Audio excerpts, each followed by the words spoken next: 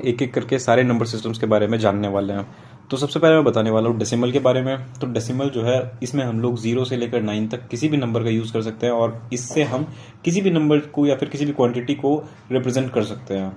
इसका जो बेस होता है वो 10 होता है, और बेस यानी रेडिक्स, और बेस और रेडिक्स जो है वो सेम चीज़ होती हैं। तो ये होता क्या है, जैसे मैंने बताया कि 0 से लेकर 9 तक किसी भी नंबर को हम यूज़ कर सकते हैं, तो 0 से लेकर 9 तक टोटल 10 नंबर्स हो गए।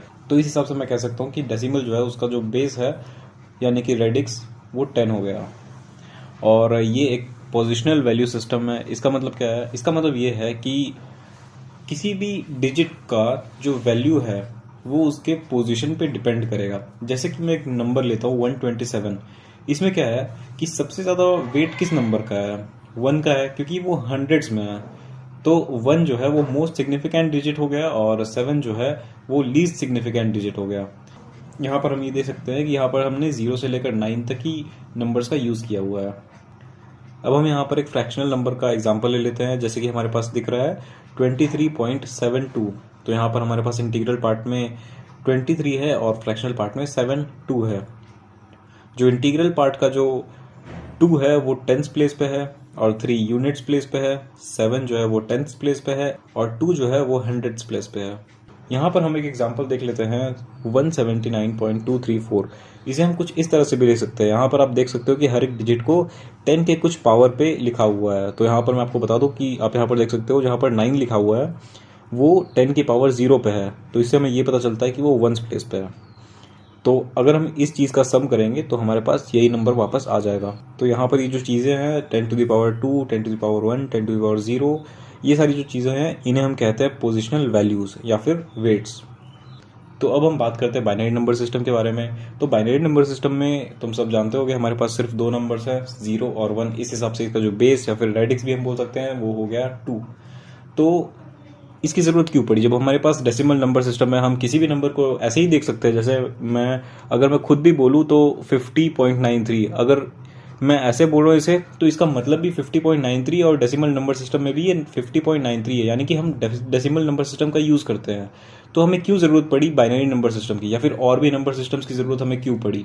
तो उससे पहले हम ये जानते हैं कि कंप्यूटर जो है हमारा, उसे कैसे ये समझ में आता है कि 0 कौन सी चीज़ है और 1 कौन सी चीज़ है, वो इन सबको किस तरह से दिखता है। तो कंप्यूटर जो है वो इन चीज़ों को समझता है वोल्टेज मॉड्यूलेशन की मदद से।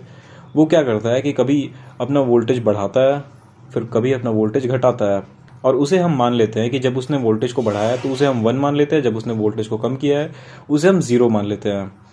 तो इस तरह से हम मानते हैं कि ये 0 और 1 है, लेकिन कंप्यूटर जो है वो इस तरह से काम करता है कि वो वोल्टेज बस इनपुट ले रहा है। कभी कम वोल्टेज जा रहा है उसके पास, कभी ज़्यादा वोल्टेज जा रहा है। तो अगर हम सिर्फ बाइनरी नंबर सिस्टम यूज़ करें तो हमें दो वोल्टेजेस की ज़रूरत पड़ेगी, एक कम और एक ज़्यादा। वहीं अगर हम डेसिमल नंबर सिस्टम के बारे में बात करें तो वहाँ पर कंप्यूटर को 10 डिफरेंट वोल्टेजेस पे काम करना पड़ेगा। तो इनमें से कौन सा ज़्यादा एफिशिएंट है, बाइनरी नंबर सिस्टम का यूज़ करना जिसमें कि सिर्फ 2 वोल्टेजेस का यूज़ करना है हमें, या फिर डेसिमल नंबर सिस्टम का जिसमें हमें बहुत सारे वोल्टेजेस पे काम करना पड़ रहा है। तो ऑब्वियसली हमारे पास ये जो बाइनरी नंबर सिस्टम है वो ज़्यादा एफिशिएंट है। इसलिए मोस्टली हम जो यूज़ करते हैं वो बाइनरी नंबर सिस्टम ही होता है, यानी कि हम 2 वोल्टेजेस पे ही काम करवाते हैं कंप्यूटर से। अब तुम सोच रहे होगे कि हमारे पास जब बाइनरी नंबर सिस्टम है तो हमें बाकी के नंबर सिस्टम्स की ज़रूरत क्यों पड़ी।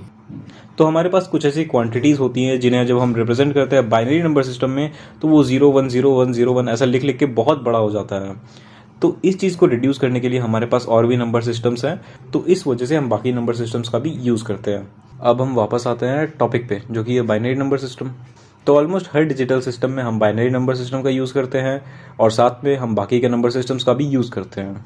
इसमें हमारे पास 2 सिंबल्स हैं जो कि है 0 और 1, और ये एक पोजिशनल वैल्यू सिस्टम है, क्योंकि हम अगर किसी भी नंबर को देखें तो हम उसे इस तरह से लिख सकते हैं। यहाँ पर तुम देख सकते हो कि हमारे पास पोजिशनल वैल्यूज़ हैं, तो यहाँ पर तुम पोजिशनल वैल्यूज़ भी देख सकते हो। यहाँ पर मैंने एक बाइनरी नंबर को रिप्रेजेंट करके दिखाया हुआ है। यहाँ पर जो सबसे पहले हमारे पास आ रहा है वो मोस्ट सिग्निफिकेंट बिट है, और जो सबसे लास्ट में आ रहा है वो लीस्ट सिग्निफिकेंट बिट है हमारे पास।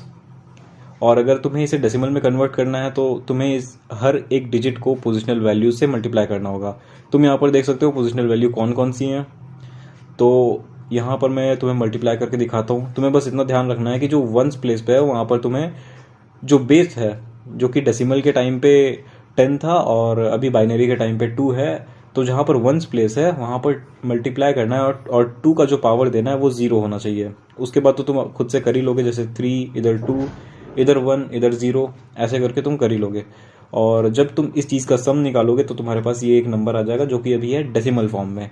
आगे हम ये भी देखने वाले हैं कि इस डेसिमल नंबर को हम वापस से बाइनरी सिस्टम में कैसे कन्वर्ट कर सकते हैं, और अगर तुम कन्वर्ट करेगा तो तुम्हारे पास वापस ये जो 101 वाली फॉर्म है इस पे आ जाएगा। अब हमारे पास आता है ऑक्टल नंबर सिस्टम। इसमें जो है हम 0 से लेकर 7 तक किसी भी नंबर का यूज़ कर सकते हैं किसी भी क्वांटिटी को रिप्रेजेंट करने के लिए।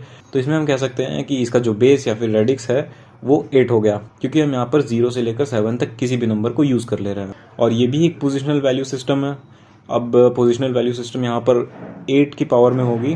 तो यहाँ पर मैंने एक ऑक्टल नंबर तुम्हें लिख कर दिखाया हुआ है।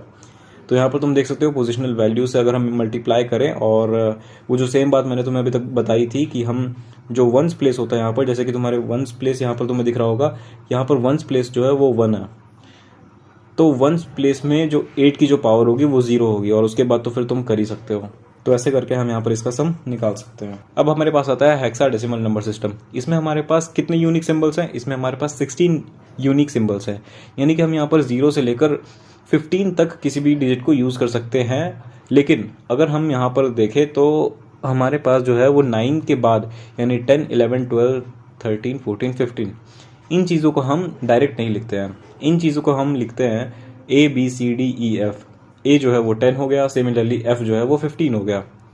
और ये भी एक पोजिशनल वैल्यू सिस्टम है। यहाँ पर पोजिशनल वैल्यू के लिए हम जो यूज़ करेंगे वो नंबर है 16, क्योंकि ये हेक्साडेसिमल नंबर सिस्टम है और इसका जो बेस है वो 16 है।